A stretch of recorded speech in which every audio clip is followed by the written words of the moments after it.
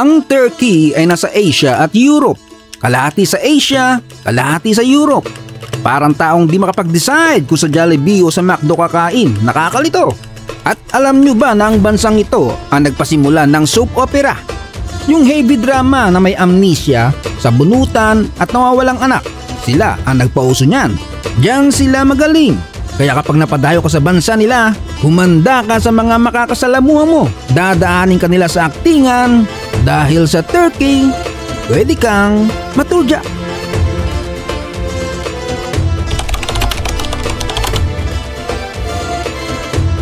Tito John's TV. Ito ang 4 na malupitang scam na gasgas na sa Pinas pero mabenta pa sa Turkey na parang lechon. Kung ayaw mo ma-scam at ma-hold up ng legal, panoorin mo to hanggang dulo. Una sa listahan, ang shoe shine scam. Parang magic trick ito pero nakakainis. Naglalakad ka sa Istanbul, pa-chill-chill lang. Nang may lalaking shoe shiner bigla na lang, oops, nalaglag kuno ang brush niya sa harap mo. Siyempre, Pinoy ka, pagalang, pinulot mo. Ngayon, sobrang thankful daw siya. At dahil mabait ka at matulungin, libre na raw ang linis ng sapatos mo. Iiwasan niyang sagutin ang mga tanong mo kung sakaling magtanong ka sa presyo. Habang pinapakinang ang sapatos mo, malaboy abunda kang chichikahan yan. Hindi pa mahalatang scam na pala. Kapag malapit nang matapos, malapapadudot na. Magsisimula silang magkwento ng kalungkutan sa buhay at pag-ibig.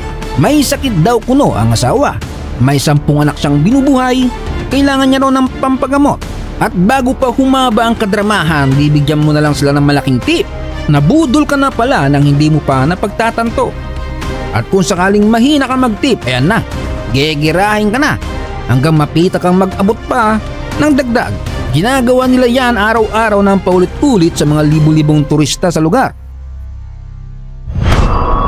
Pangalawa ang taxi scam. Ito ang hari ng mga scam kahit saang bansa. Isa na dyan ang Pilipinas.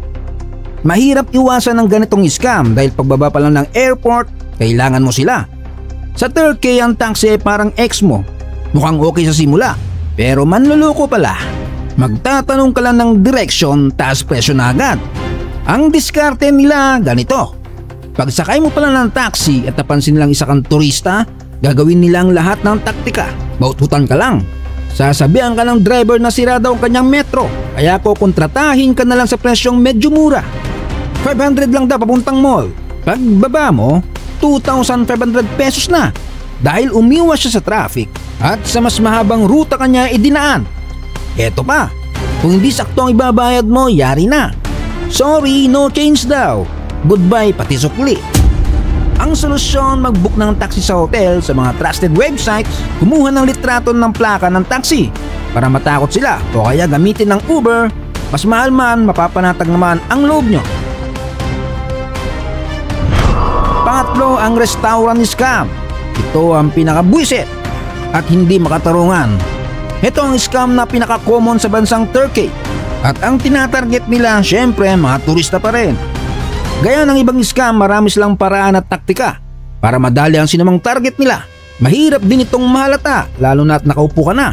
Bibigyan kanila ng normal menu ng restaurant na mura ang presyo. Pero pagkatapos ng mukbangan, pagdating ng bill, manlalaki ang butas ng ilong mo sa makikita mong presyo ng in-order na malayo sa dating presyo. Ang palusot na mali lang daw sila ng inabot na menu. Ipapakita nilang napakamahal na tourist menu. Yan ang diskarte nila. 2 menu nila. Ang isa ay pangkumbinsi at ang pangalawa ay pampeste. Hindi lahat ganitong taktika. Ang iba namang restaurant tirador ng sukli.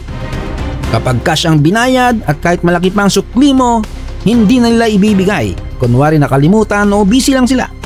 At kung kinulit mo sila, pag-aantayin ka nila sa gilid ng ilang oras hanggang lumayas ka na lang kung meron ka pang ibang lakad. At heto pa ang isang diskarte nila na malabong maiwasan. May biglang darating na pagkain sa mesa nyo na libre daw puno na ikakatuwa ng turista. Pero pagkatapos ng masarap na chibugan, kasama rin pala sa bill ang inakala mong libre. So ang solusyon, kumuha ng litrato ng menu at mga pagkain. Mas safe kung card ang gamit para kapag sumobra ang singit, tawag ka lang sa bangko, refund agad. Kung cash naman, dapat sakto lagi ang ibabayad. At kung may problema, tawag sa pulis. Ayaw din ng mga restaurant na ito na ma-expose ang kalokohan nila sa publiko.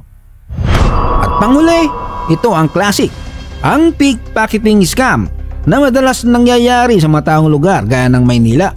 Nagsisimula ang ganitong scam sa Turkey kapag may natsyempohan silang turista sa lugar na kampante lang. Pachill-chill lang na mukhang paldo ang pitaka. Kapag naispatan ka nila, yun na, susundan ka nila kahit sang impyerno ka magpunta. Kapag nasigurado nilang may madadali sa'yo, may bigla nilang babangga at hihingi ng paumanhin.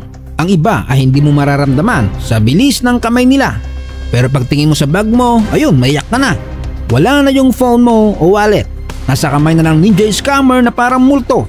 Wala ka nang magagawa kundi sumigaw ng Hindi, wow.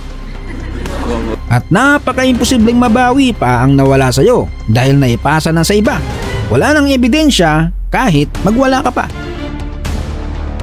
Kaya dapat maging alerto lagi kapag mapupunta ka sa mga matataong lugar, hindi lang sa Pilipinas ang may ganitong racket. Kaya naman huwag ilagay ang wallet sa likod, ibaon sa loob ng bag o kaya gumamit ng money belt sa harap. Pag may bumangga, automatic, check mo agad cellphone at wallet mo. Huwag agad magtiwala at higit sa lahat tandaan, kung may libre, may kapalit. At kung masyado kang mabait, malamang sa alamang mapaglalamangan ka. Enjoy your trip to Turkey pero huwag kang magpapaturjak. Like, share at i-comment nyo kung may kaibigan kayong dapat itag para hindi maturjak ang wallet nila sa Turkey. So yun, shout out kina Robbie J. Sonyo from Maribeles, Bataan. Siya ni Stephen Binluan from Pangasinan. Marlon Tijares ng Bulacan, Bulacan. Kay Kabayan Saladin Manguda from Qatar.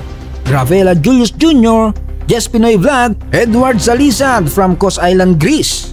Explore 902 from Sulu, Rayjan Cabales, Franz 0001, Rusty Efren J. Aman from Boracay and Aman family, MTV KN8GP, Alyak Barabaga from Ilagan Isabela, May Gaycon, Alan Suelto and De La Rosa family, J. Mark Matalog from Pasig City, Parwan Valian Sunyega, Victorino Viana ng Nabotas, Osiliti Parocha, Jonathan Samburanay ng Maguindanao, kay Kabayang Dennis Carvalho ng Scotland, Nasro Dinorak ng Cotabato City, Jason Soriano, Mark Daniel Padro ng Virac, Catanduanes, Giovanni Tanchado ng Sagay City, Negros, J. Omas, at kay Alan Francisco at sa KMB Office and School Supplies Trading dyan sa Iligan City. Mag-subscribe sa Tito John's TV hanggang sa muli.